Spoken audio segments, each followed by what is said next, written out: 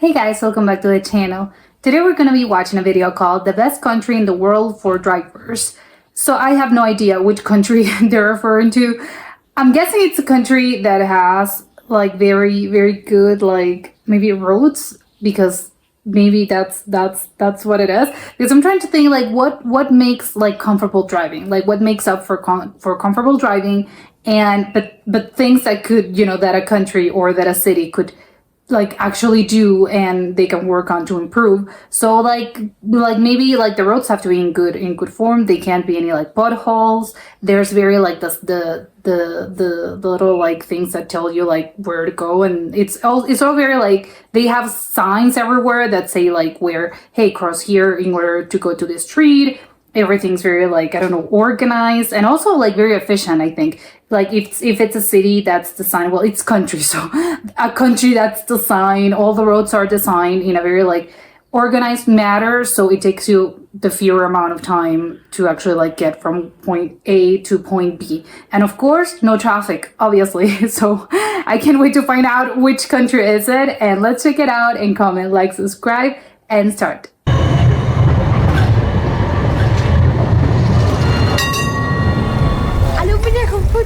The Netherlands is a great place if you don't want to drive. There are lots of areas that are pedestrianized and nearly car-free. Trains are so pervasive and frequent that they work almost like a countrywide metro system. Plus, rail stations have giant bicycle parking garages and high-quality public transit connections to get you to your final destination. And there are bicycle paths almost everywhere. In many cases, cyclists can take the fastest and most direct route to where they're going, while drivers need to take the long way around. Oh. I get a lot of comments on this channel by people who say that they love cars and would hate to live somewhere like this. But what they don't realize is that driving is awesome in the Netherlands. Oh. This summer, I traveled to Canada to visit family, and I did a lot of driving while I was there. After almost 2 years away, it was a real shock to go from the comfortable, civilized driving experience in the Netherlands to driving in Canada. It made me appreciate how good we have it here. I'm not the only one who thinks this either. Take for example the YouTube channel Kerleem, an American and self-professed car guy who lives in Amsterdam and has made several videos about how much he prefers driving in the Netherlands compared to places like Toronto or his home state of Florida. And yet, Florida is a state that is infamous for how car-centric it is, and how hostile it is for pedestrians and cyclists. It should be a great place to drive, but it's not.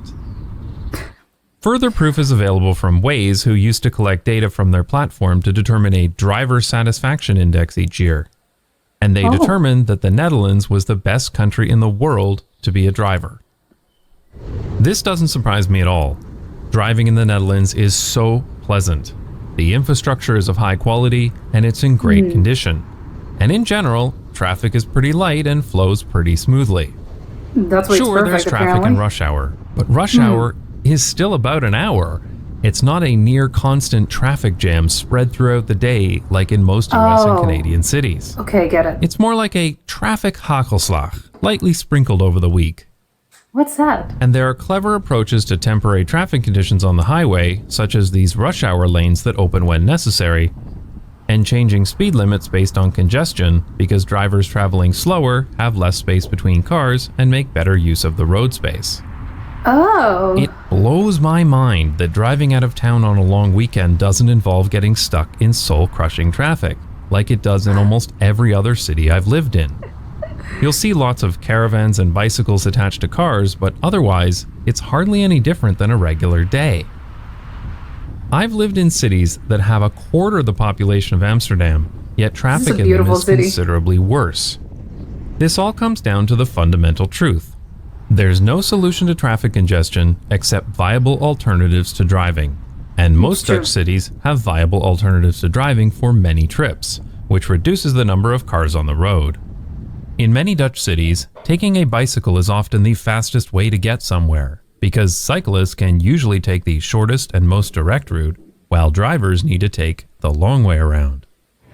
You might think that this is bad for drivers, but it's not. Not necessarily. Because if cycling wasn't faster, many of these people would be in cars, and the streets would be so clogged with traffic that the direct route would be even slower than the Exactly. indirect route is today. In fact, this was the case in Amsterdam in the 1970s. Oh. It may seem counterintuitive, but designing to prioritize walking, cycling, and public transit actually works out better for drivers. And course it does. unsurprisingly, the Dutch cities that are the most car-centric also have the worst traffic. Oh. One of the so things they do that have makes car-centric driving here cities. particularly pleasant is the fact that the traffic lights are smarter, so you end up waiting a lot less. I made a video about traffic lights from the point of view of cyclists and pedestrians, but they work better for drivers too. Almost every traffic light in the Netherlands has multiple detection loops. One at the stop line, like in many other countries, but also at least one farther back. This junction has 3 of them. This allows the traffic control system to intelligently schedule the stoplights based on the traffic detected from each direction. Oh. For example, you will very often see the traffic light turn red just as the last car passes the stop line.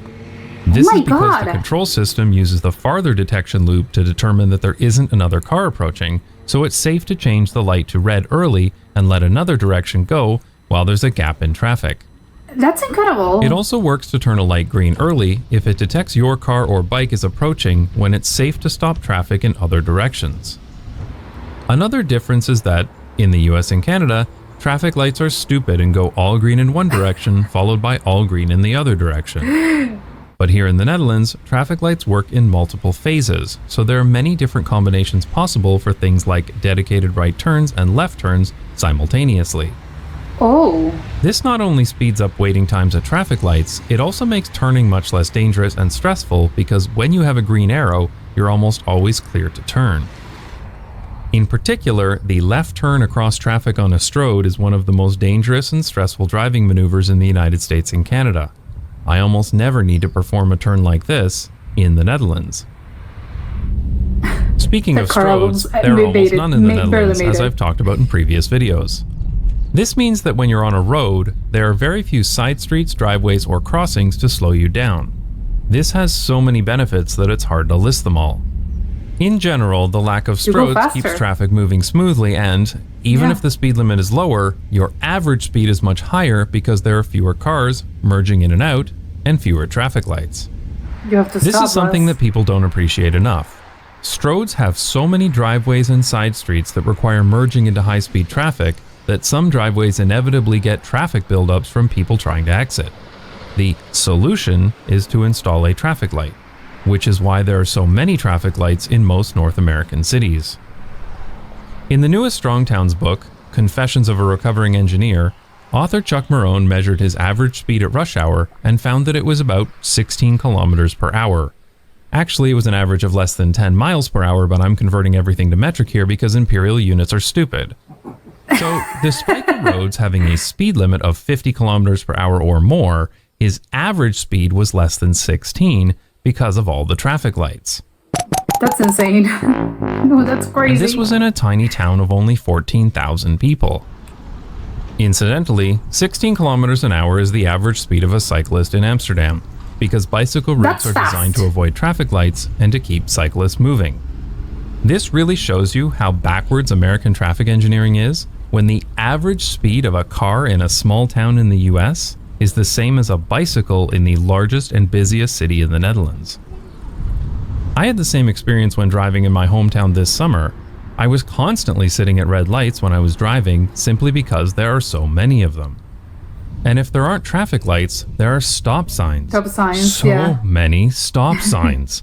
Instead of designing proper traffic calming, North American traffic engineers just put stop signs everywhere to slow down drivers. I already made a true. previous video about why I hate stop signs and why they shouldn't be required at all, especially for cyclists.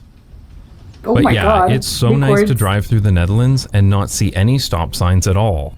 And the very, very, very few times you see one, it's actually necessary. Of course, there are many intersections with roundabouts too, which is even better. Then there's almost no waiting at all and traffic flows even more efficiently. Though roundabouts can get backed up if there's too much car traffic, so they don't work everywhere. Of course, the Dutch have a solution for that too, which is turbo roundabouts, but they deserve What's their that? own video someday. Never heard of that. I would gladly take a road with a lower maximum speed limit if that road design means that I achieve a higher average speed, and that is exactly what I experienced more efficient. driving in the Netherlands. I made a video about speed limits recently, but what's relevant here is that speed limits in the Netherlands mostly make sense. Different streets with different speed limits are designed differently, so you rarely need to check your speed. The speed that feels right on a given street is usually the correct one. When I was driving in my hometown this summer, I was constantly needing to check what the speed limit was, because everything is designed like a giant strode. Yet the speed limit could be anywhere from 40 kilometers an hour to 80 kilometers an hour with no difference in road design. Another factor that makes driving in the Netherlands less stressful is that the drivers themselves are better.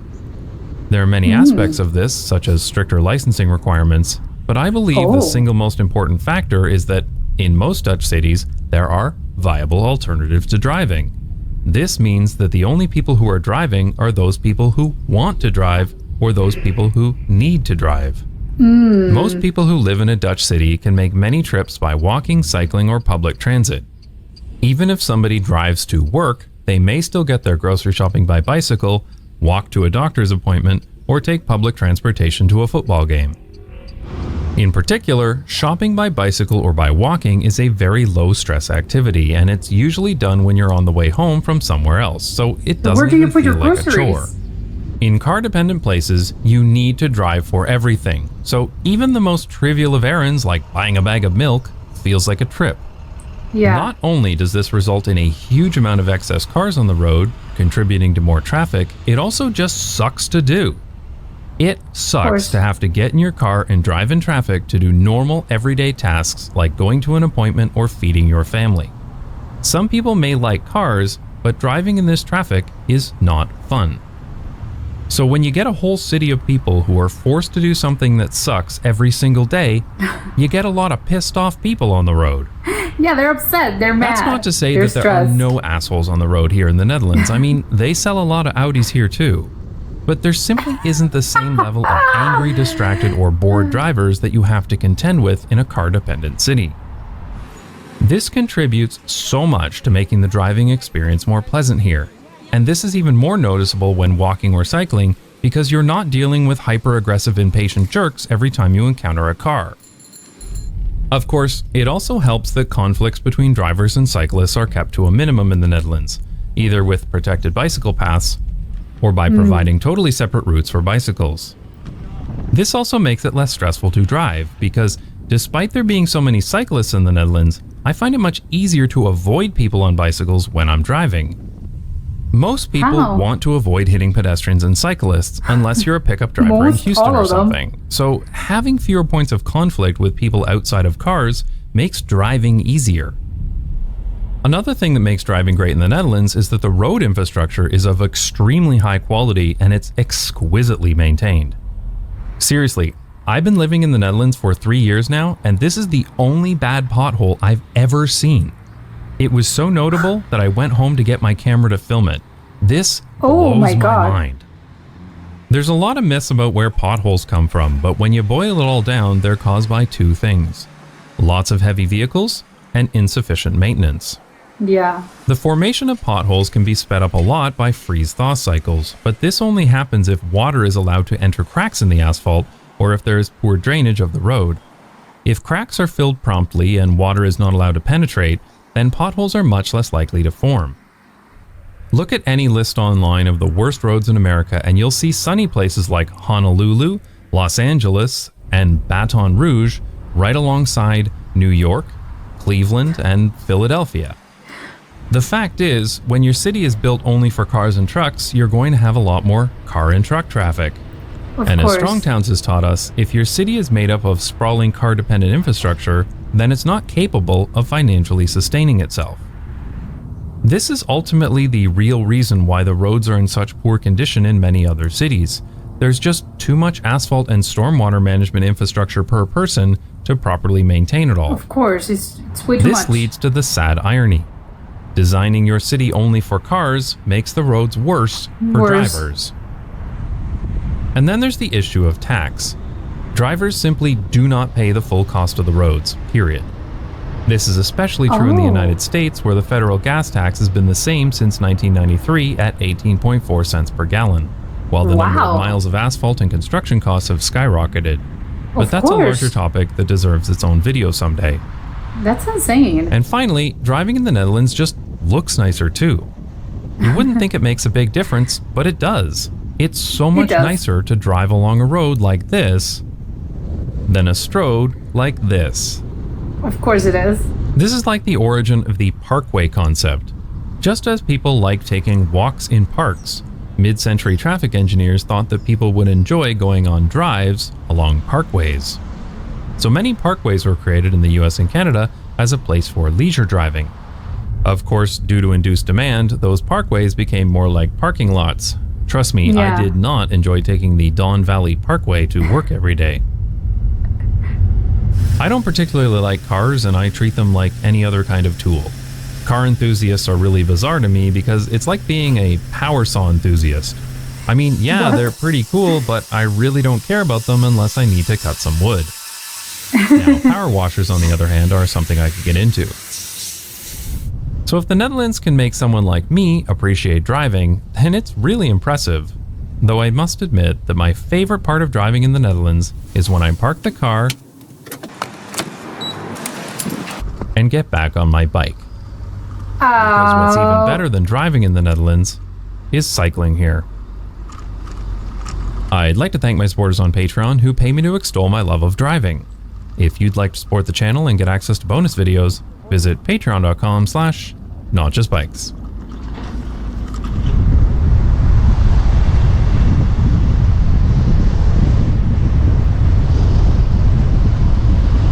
Yeah, this I wasn't expecting like this in particular. Like I thought it was gonna be more about like the actual like roads themselves. Although it was in Netherlands, which I kind of didn't know, but now like if you think about it, it's like, oh, that's why they're known as like a car free country, and that's why they have like so many bikes. I think I could see like, oh, that's why, apparently like it's so.